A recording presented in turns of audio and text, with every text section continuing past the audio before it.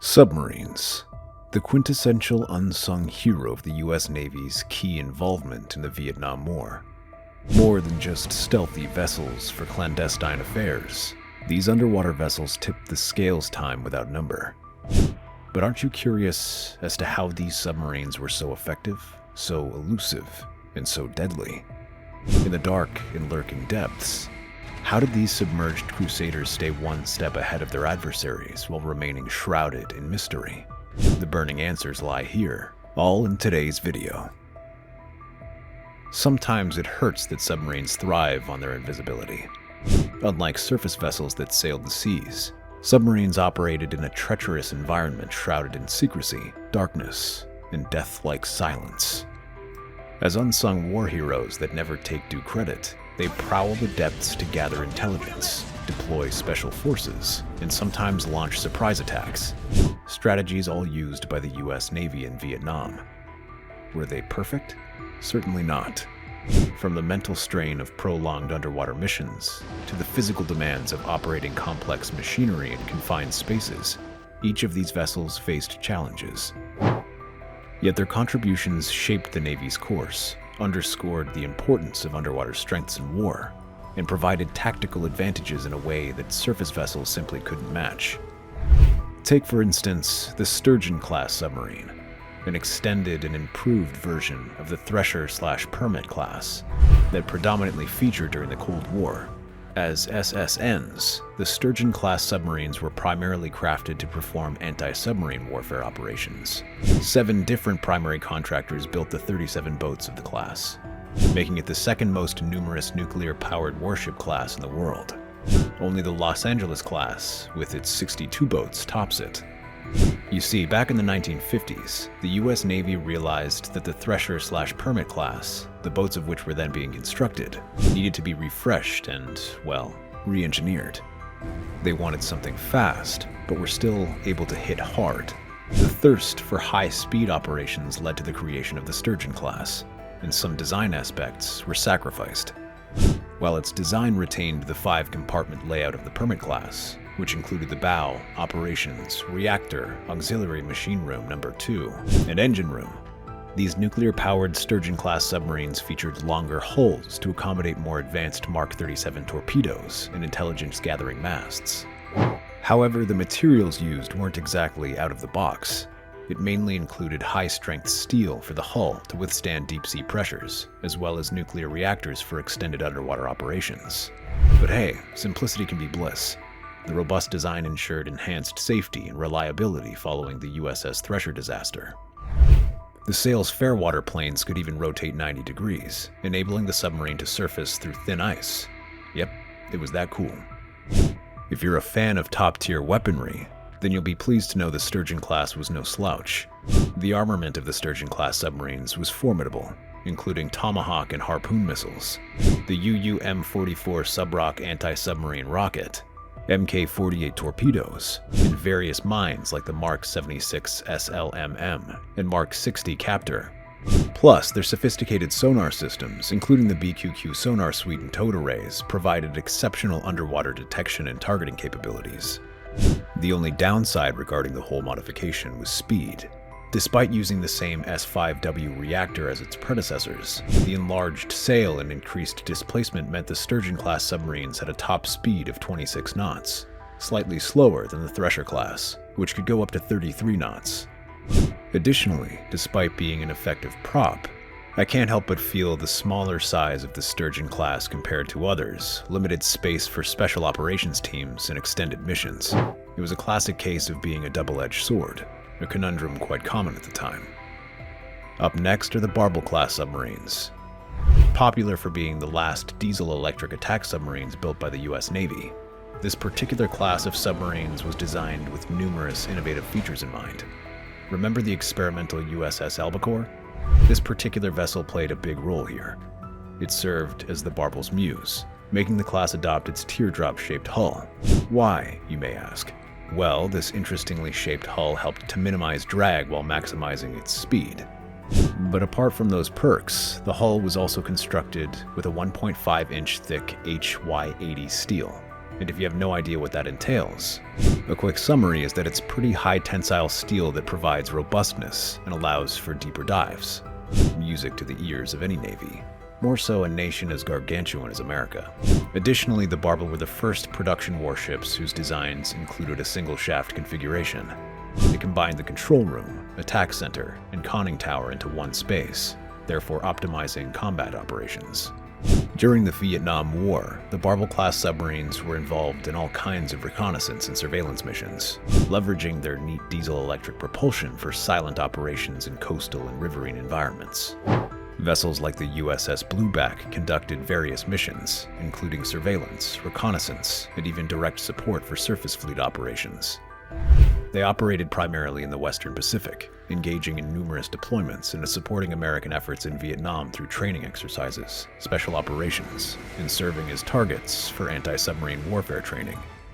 At the end of the Vietnam War, it received 2 campaign stars for its impressive service. In any case, this class of submarine was taken out of service in 1988 to 1990, leaving the US Navy with an entirely nuclear-powered submarine fleet. On the one hand, it marked the end of an era loved by many fans, but hey, on the other hand, we have nuclear-powered submarine fleets like those in the Sturgeon class. Arraignment-wise, the Barbel class was equipped with 6 21-inch torpedo tubes in a 3/3 arrangement, capable of launching torpedoes for both offensive and defensive purposes. They also used the Mk-101 fire control system to manage their weapon systems effectively. But like that wasn't enough, the submarines also featured advanced sonar systems, including the BQS-4 active sonar and BQR-2 passive sonar, both of which enhanced their ability to detect and engage enemy vessels. Looking back, the Barbel had a lot of positives. The streamlined design of the submarines in this class helped make it fast. Plus, the integration of the control room and attack center in a single shaft configuration helped to enhance its coordination during combat. This was largely made possible by the adoption of a push-button ballast control, yet another feature of the albacore. While prior designs routed the trim system piping through the control room, where the valves were manually operated, the push-button system was a total game-changer. It used hydraulic operators on each valve, remotely electrically operated by some toggle switches from the control room. This massively optimized control room space and reduced the amount of time needed to perform trim operations. Overall, the layout made coordination of the weapons and ship control systems easier during combat operations. However, it was not the finished article. Remember when I told you the USS Albacore-inspired teardrop-shaped hull helped reduce drag? Well, the inclusion of the hull was a matter of great debate. Within the Navy, many believed 2 shafts offered redundancy, while others believed they improved maneuverability. Next, we have the Grayback class submarines, which were absolutely crucial for the US Navy's covert operations, including the insertion and extraction of special forces. At the core of their design were 2 missile hangars, each capable of holding 2 Regulus II or 4 Regulus I missiles. However, with the cancellation of the former in December 1958, these submarines were primarily equipped with Regulus I missiles. That said, despite being initially designed as guided missile submarines, they were later converted to amphibious transport submarines. This involved removing the missile systems and outfitting the submarines to carry troops and equipment, making them versatile assets in amphibious operations. They were also built with a robust hull structure capable of withstanding deep dives and harsh underwater conditions. Armament-wise, the submarines carried the same torpedo armament as the Tang class, featuring 6 bow torpedo tubes and 2 stern tubes designed for swim-out weapons like the Mark 37 ASW homing torpedo. Alas, in their later years, the Grayback class underwent significant modifications to serve as amphibious transport submarines, including the use of torpedo tubes for self-defense and support of amphibious operations instead of Regulus I and II nuclear cruise missiles. The submarines also featured advanced sonar and electronic warfare systems to enhance their situational awareness and combat effectiveness. Additionally, the missile hangars were repurposed to store SEAL swimmer delivery vehicles or other specialized equipment for Navy SEALs and Marine Force recon units, further highlighting their versatility in covert operations. Submarines like the USS Grayback were modified to support special operations, including the deployment of SEAL teams using dry deck shelters. While manned, these submarines conducted covert reconnaissance, intelligence missions, and deployed special operation forces in hostile environments. The ships in this class were few, but iconic. Take for instance the USS Grayback, SSG-574, launched in 1957. Initially, it operated as a missile submarine from 1958 to 1964, but it was later converted into an amphibious transport submarine, serving in this capacity from 1969 until 1984. It played a crucial role in covert missions, leveraging its most modified hangars to support special forces. But sadly, the USS Grayback met its end as a target, being sunk near Subic Bay, Philippines, on April 13, 1986. And then we have the USS Growler. It did its time, but eventually got shelved to accommodate better vessels. But hey, it still stands to this day. Post-decommissioning, the USS Growler found a new life as a museum ship, and for decades it's been a part of the intrepid Sea Air Space Museum in New York City, where it serves as a proud testament to the innovative design and service of the Grayback-class submarines. Looking back, one thing I loved about this particular class was its versatility. Their ability to carry and deploy troops covertly post-conversion made them almost invaluable during the special operations. Plus, the fact that it could also remain submerged for extended periods provided strategic advantages in intelligence and surprise attacks. But speaking of which, it's also worth mentioning that the shift from missile-carrying capabilities to troop transport limited their direct offensive power. So again, the trend of sacrificial modifications was also evident in the Grayback class. Up next were the Tang class submarines, designed in the late 1940s and early 1950s. This class marked a big leap forward in submarine technology, pushing the limits of submarine design and performance. Take, for instance, the increase in test depth from 400 feet, or 120 meters, to 700 feet, or 210 meters. This enhancement was achieved using the same high-tensile steel with a yield strength of 42,000 psi as used in the Baleo and Tench classes. This depth capability allowed the Tangs to explore deeper ocean conditions to evade sonar detection and maneuver more safely at moderate depths. There was simply nothing like them at the time. But alas, the lofty ambitions of the Tangs were pushed too hard. The incorporation of the General Motors EMD 16338 lightweight compact high-speed pancake engine, rated at 1000 bhp, was largely unsuccessful. Unlike traditional diesel engines with horizontal crankshafts, this new engine had a vertical crankshaft with cylinders arranged radially, similar to an aircraft engine. 4 of these engines, each 13.5 feet tall and 4 feet wide, were intended to be installed in a single engine room, eliminating the need for a separate compartment and reducing the submarine's overall length. On the one hand, shorter submarines were believed to be more maneuverable and have less submerged drag. The Tang's streamlined hull and conning tower minimized drag, making a significant improvement over older designs that suffered up to a 50% speed loss due to structural drag. But, however, the compact, high-speed design of these engines proved difficult to maintain and prone to oil leaks. By 1956, the Navy decided to replace the problematic pancake engines with 3 10-cylinder Fairbanks-Morse opposed piston 38D 8/1/8 diesels, which were similar to those used in late World War II submarines, but uprated to 1600 shp each. Of course, accommodating the new, larger engines was unfeasible and needed further tweaking. The submarines had been lengthened by 9 feet in the engine room. But speaking of modifications, the torpedo tubes in the Tang class were also redesigned for enhanced performance. The 6 forward tubes used air-powered piston ejection pumps, which expelled a slug of water to push the torpedo out quietly, without releasing an air bubble. The stern tubes were also reduced to 2 shorter, simpler tubes, intended for swim-out torpedoes like the Mark 27 and the planned Mark 37, rather than the longer anti-ship torpedoes. So you see, the Tangs were unavoidably crucial. Its advanced features and innovations set the stage for contemporary submarine design, many of which are still used today. The only cons I could think of were its constant modifications. With the introduction of new technologies, a myriad of challenges came to light, such as maintenance complexities and the need for extensive training for crews to operate the advanced systems, all of which, to be fair, was a small price to pay in the grand scheme of things. Finally, we've got the Skipjacks, one of the most crucial submarine classes for the US Navy.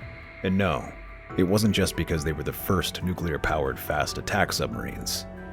Similarly to the Tang class, many of its features served as the foundation for subsequent generations of submarines, not only in the US Navy, but also around the world. And it all boiled down to its amazing design and construction. To start with, the Skipjack class adopted the use of HY80 high-strength steel, with a yield strength of 80,000 psi. This material choice, while not initially used to increase diving depth, provided a robust and durable structure, setting a standard for future submarines. In fact, HY80 steel remained a standard in submarine construction through the Los Angeles class.